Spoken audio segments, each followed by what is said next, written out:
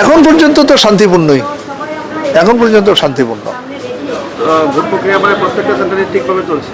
হ্যাঁ, স্বাভাবিকভাবেই চলছে।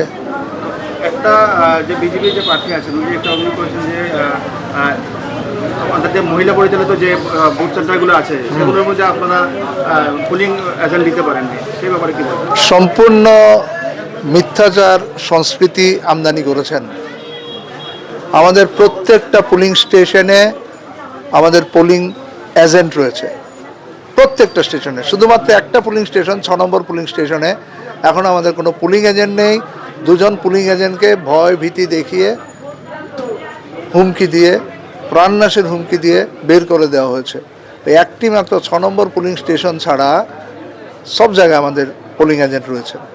সেই পুলিং এজেন্টকে বের করে দেওয়ার পর আপনি কি কোনো অভিযোগ জানাননি? জানিয়েছি, সর্বত্রই জানিয়েছি, নির্বাচন আধিকারিক সহ সবাইকে জানিয়েছি। এখন কি উনি বসেছেন? এখন এখন কি মানে উনি আছেন এখানে যে পুলিং এজেন্টকে বের করে দেওয়া হয়েছিল? কি করে যাবে? নিরাপত্তা কোথায়? প্রার্থী খুন হয়ে যায় বিজেপি জোট শাসনে, মনোনয়নপত্র জমা দেওয়ার পরে। কাজেই সেই ভরসা কোথায়?